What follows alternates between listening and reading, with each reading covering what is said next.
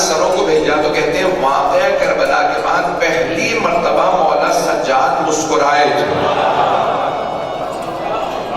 پہلی مرتبہ مسکرائے، اور مسکرانے کے بعد ایک مرتبہ جو سروں کو لے کے آیا تھا اس سے کہا مختار سے کہو حرملہ کا سر کب بھیجے گا؟ نہیں پہنچا سکا وہ کہ حرملہ کا سر کب بھیجے گا؟ عزیزان گرامی، آج بہت سے افراد کہہ رہے ہیں جناب مختار سے متعلق اعتراضات کر رہے ہیں، یہ ویسے تھے، یہ ویسے تھے، یہ نہیں معلوم شیعہ تھے کہ نہیں تھے۔ عزیزان گرامی، امام معصوم کبھی بھی مکروہ یا حرام کام پہ کسی کی حوصلہ افزائی نہیں کرتے۔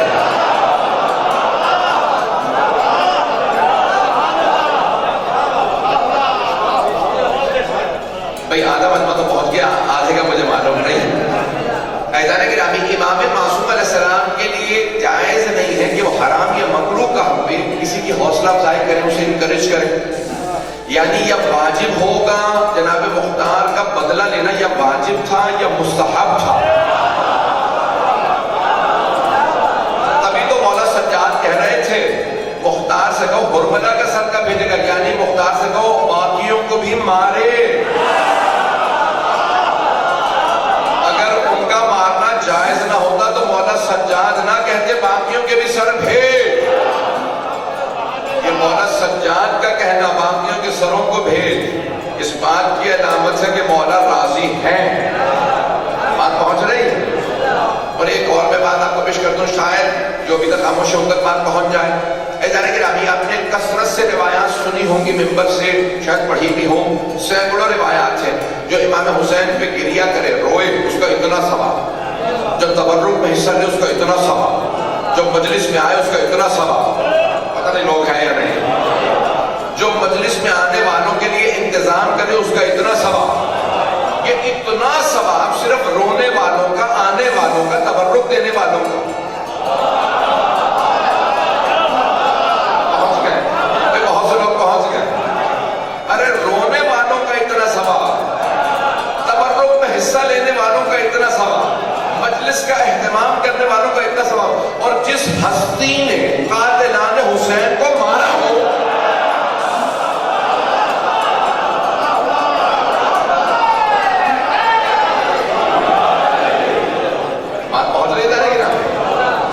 جنہوں نے بدلے لی ہیں ان کا کوئی ثواب نہیں۔ مجھے تعجب ہے ایسے لوگوں پہ جو جناب مختار سے متعلق سوالات اٹھا رہے ہیں، ان کی عقلیں کہاں ہیں؟ عزیزان گرامی، اس رونے والے نے کچھ نہیں کیا، صرف آیا، نہ یہ کربلا میں تھا نہ ساتھ تھا، آج رو رہا ہے، آج رونے کا اتنا ثواب کہ جنت میں جائے، اور جس نے اس وقت قاتلوں سے بدلے لیے ہوں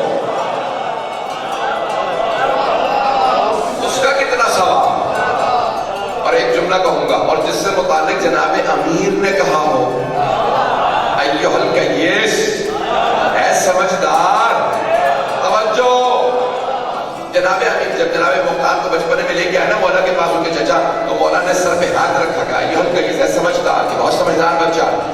جب کسی نے کہا تھا نا، میرے منہ سے بھی نام نکلنے والا تھا کسی کا، شام والے کا، جناب امیر سے کہا کہ یعنی شام والا بڑا عقل مند ہے۔ مولا نے کہا تم نے یہ کیسے اندازہ لگایا کہ عقل مند؟ اب مولا حافظہ کے خلاف نیا منصوبہ لے آتا ہے۔ مولا نے کہا تلکا حیلۃ، یہ مکر و فریب ہے۔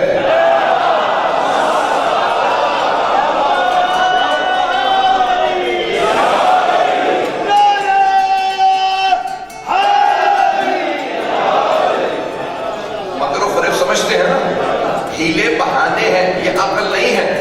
کہا مولا پھر عقل کیا چیز ہے؟ مولا نے کہا العقل ما عبد بہ الرحمن واکتسب بہ الجنان، عقل وہ ہے جو رحمان کی عبادت سکھائے اور جنت تک لے جائے۔ جو دنیا کو دھوکہ دے وہ عقل نہیں ہے، ہیلا ہے۔ لیکن جناب مختار کے سر پہ ہاتھ رکھ کے مولا نے فرمایا، مولائے کائنات نے کہا، علم لدنی کے مالک نے کہا، ایھا الکیس، ہے سمجھدار، جسے مولا سمجھدار کہے، سوچے کتنے سمجھدار ہو۔ سمجھدار یعنی عقل والا، سمجھ والا۔ یہ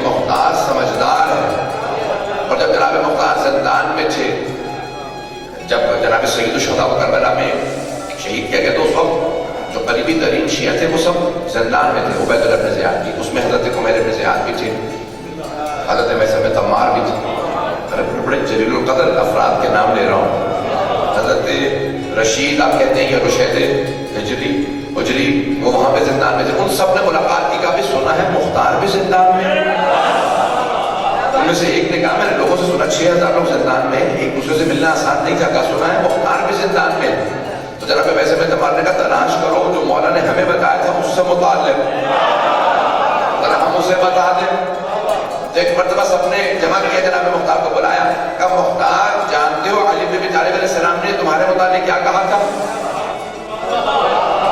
کہا بھئی آپ سے کہا تھا تو آپ جانتے ہوں گے. کہا مولا نے مجھ سے کہا تھا کہ ہم سب سے کہا تھا کہ ایک ثقیف کا, کیونکہ جناب مختار ثقفی ہے, مختار ابن ابی عبیدہ ثقفی ثقیف قبیلے سے تھے, کہ ثقیف کا ایک بہت با ایمان جوان میرے بیٹے حسین کے خون کا بدلہ لے گا.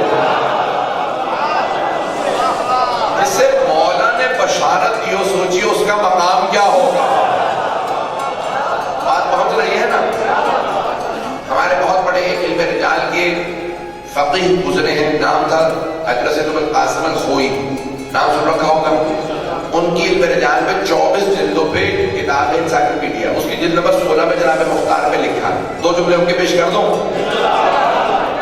مرحوم آغا خوئی کہتے کہ اگر حضرت مختار ثقہ نہ ہوتے, سچے نہ ہوتے, عادل نہ ہوتے, تو جو انہوں نے خمس بھیجا تھا مولا سجاد کو, مولا سجاد کبھی قبول نہ کرتے, اور پیسے لینے کے بعد سادات حسنی کے مکان نہ بنوا کے لیتے. کیونکہ غصبی پیسے سے اگر مکان بناؤ تو اس میں نماز بھی باطل ہے. پتہ نہیں لوگ پہنچے اور فرما رہے ہیں. تو کہا حضرت مختار کے بھیجے ہوئے جو انہوں نے حکومت خمس نکالا, مولا سجاد نے سادات کو مکان بنوا کے دی. اس کا مطلب ہے ان کا پیسہ بھی جائز تھا. پتہ نہیں لوگ ہیں یا نہیں. اور پھر فرمایا کہ ان کی شہادت کے بعد جب لوگوں نے پوچھا مولا سجاد سے بتائیے مختار سے متعلق کیا نظریہ ہے, تو آپ نے فرمایا رحم اللہ مختارا, خدا رحمت نازل کرے مختار پہ. اس نے ہمیں ہماری زندگیوں کے اندر اپنے قاتلوں کے موت پہ خوش ہونے کی مہلت دی, اور میرے بابا کے قاتلوں کو واصل جہنم کیا. بنی ہاشم کی مستورات جو کبھی بناؤ سے دھار نہیں کرتی تھی, مختار کے سر بھیجنے پہ میں نے کہا اے بنی ہاشم کی مستورات بالوں کو سنوار لو. صرف پردے کر کے رکھتی تھی, بال نہیں بناتی تھی خواتین کربلا کے بعد. کا بال سنوار لو, آج مختار نے میرے بابا کے قاتلوں کے سر بھیجے. جملے پہنچ رہے ہیں, میری بات پہنچ رہی ہے نا تمام حضرات. گرامی میں یہ تاریخ پوری پیش کرنا چاہتا تھا تاکہ جناب مختار سے متعلق اگر کوئی آپ کے دلوں میں شک ڈالے تو